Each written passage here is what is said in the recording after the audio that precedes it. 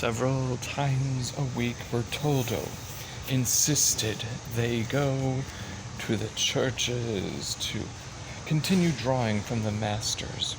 They carried wooden stools with them so they could move with the changing light. They were sketching in the Brunacci Chapel in the Carmine. Torgiani set his stool so close to Michelangelo's that his shoulder pressed against Michelangelo's arm. Michelangelo moved his stool a little. Torgiani was offended. "I can't draw without a free arm," explained Michelangelo. "What are you so cranky about? All I wanted to do was amuse us while we work. I heard a bawdy new ballad last night. I want to concentrate. I'm bored. We've drawn these frescoes 50 times. What more is there to learn? How to draw like Masaccio. I want to draw like Torrigiani. That's good enough for me." Without looking up, Michelangelo barked impatiently, "But not good enough for me." "Look who's talking. I won 3 drawing prizes last year. How many did you win?" "None. That's why you'd better let me learn." Torrigiani felt he had been scored against. He said with a crooked smile, "I'm surprised the favorite student still has to submit to these schoolboy exercises.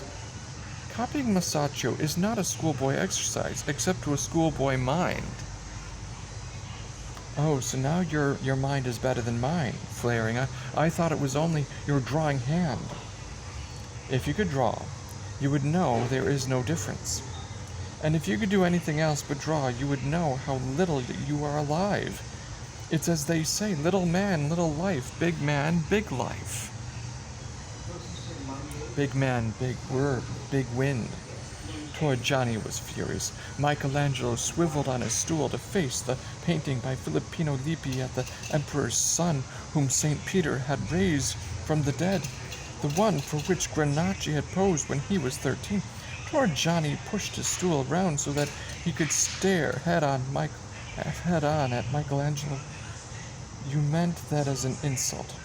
He sprang up from the stool, put his massive hand on Michelangelo's shoulder, and yanked him to his feet. Michelangelo had time to see the grin set of Torrigiani's expression, which told him that Torrigiani was striking with all his might. But he had no chance to duck or avoid the blow. Torrigiani's fist exploded on the bridge of his nose, with the sound of powder exploding behind a cut of Pietra Sorena in the Maiano quarry. He tasted blood and crushed bone in his mouth, and then as fresh as from a distance, heard Bertoldo's anguished cry, "What have you done?" While stars burst in a black heaven, Michelangelo heard Torrigiani reply, "I felt his bone and cartilage crumble like biscuit beneath my knuckles." Michelangelo slipped angularly to his knees, the blue stars circling the painted chapel. He felt the hand cold cement against his cheeks, saw the dead green Granacci on the fresco, then lost consciousness. He awakened in his bed in the palace. There were wet clothes over his eyes and nose. His head was a mass of pain. As he stirred, someone removed the cloths. He tried to open his eyes, but could achieve only the slightest slit. Bending over him was Pier Leone, Lorenzo's physician. Lorenzo and Bertoldo. There was a knock on the door. He heard someone enter, say, "Torrigiani has fled the city, Excellency, through the Porta Romana. Set our fastest riders after him.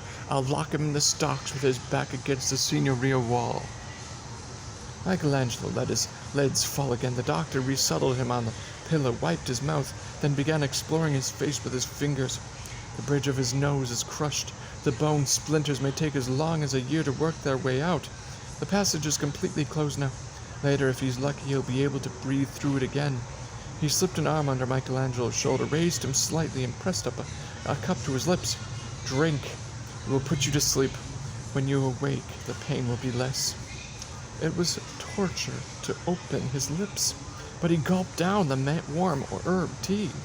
The voice above him receded. Once again he slipped off, heard Torrigiani's jeering words in his ears, saw the spinning blue stars, and felt the cold paving on his cheek. When he awakened, he was alone in the room. The pain had localized now, and he felt the throbbing behind his eyes and nose. There was light out the window. He pushed aside the covers, got out of bed, reeled, and caught the side of the wash table to steady himself. Then, summoning courage, looked up into the mirror. Once again, he had to grip the edge of the table to keep from fainting, for he could barely recognize his own face in the glass. Both of his eyes were swollen the size of blue goose eggs. He struggled to get the lids opened a trifle more, saw a wild palette of discoloration, purples and lavenders, orange and burnt sienna. He would not be able to know the full consequence of Torrigiani's blow until the swelling went down. It would be weeks, perhaps months, before he could see how completely his erstwhile friend had accomplished, in reverse, the redrafting job of his face for which he had longed. That one powerful blow from Torrigiani's big fist had thrown his face out of focus as surely as though Torrigiani had been shaping soft wax. Shivering with fever, he crawled on hands and knees back into his bed, pulled the covers over his head as though to wipe out the world and reality. And he was sick at heart. His pride had brought him to this low, beaten state. He heard the door open, unwilling to see anyone. He remained motionless. A hand pulled the cover from his head. He found himself gazing up at Contessina. Michelangelo mio, Contessina, I'm sorry it happened. Not so sorry as I. Torrigiani got away, but father swears he'll catch him. Michelangelo moved his head painfully on the pillow. It would do no good. I blame myself. I taunted him beyond his powers of endurance. He began it. We've heard the story. He felt hot tears stinging his eyes as he forced himself to say the cruelest words that could escape his lips. I'm ugly. Her face had been close to his head as they spoke, almost in whispers, to ensure their privacy from her nurse, who lolled uncertainly at the open door. Without moving, she placed her lips on the swollen, distorted bridge of his nose, and he felt their faint, warm moisture like a kneeling balm. Then she was gone from the room. The days passed. He could not bring himself to leave the palace, even though the swelling and pain continued to recede. His father heard the news, came to assess the damage. Lodovico seemed happier to be vindicated in his judgment on art and artists than saddened at what had happened to his son's face. He was also concerned that the 3 gold florins might not show up while Michelangelo was confined to his room. Will Lorenzo stop your wage? Michelangelo was furious. It isn't a wage, and it won't be stopped because I'm not working. Perhaps nobody would think I have use for the money while I am locked up here. Lodovico grumbled. I counted on it, and left. He has no right to reproach me, said Michelangelo to Buonarrota when he came to visit, bringing a bowl of chicken soup with toasted almonds from Lucrezia. Buonarrota was now apprenticed to the Strozzi in the cloth trade. His expression was serious. Michelangelo, men need a little money of their own. This is a good time for you to put aside some florins. Let me come for a few weeks and mind the money for you. Michelangelo was touched at his brother's sympathetic concern and amused at his newfound business acumen. Lorenzo visited for a few moments each afternoon, bringing a new cameo or ancient coin for them to discuss. Il Carriere wandered by with his lyre to sing a salty version of the goings-on in Florence, including Michelangelo's mishap in rhymed couplets. Landino came to read Dante, Pico to show him some new findings on Egyptian stone carvings which indicated that the Greeks learned their main sculptural principles from the Egyptians. Contessina came with her nurse for the hour before dark to study and chat. Even Giovanni and Giulio stopped by for a moment. Piero sent condolences. Jacopo of the imp-like face and Tedesco the redhead came over from Ghirlandaio's to assure him that if they saw Torrigiani on the streets of Florence, they would stone him clear out of the Porta Prato. Granacci spent hours in the apartment, bringing drawing materials and folios. The doctor came to probe his nose with sticks and finally assure him that he would breathe through one nostril at least. Bertoldo was charming about having his privacy invaded. He tried to comfort Michelangelo, Poor Johnny thought to flatten your talent with his fist so it would reach his own level. Michelangelo shook his head. Granacci warned me. Still, it is true, people who are jealous of talent want to destroy it in others. You must come back to work now. We miss you in the garden. Michelangelo studied himself in the mirror over the wash basin.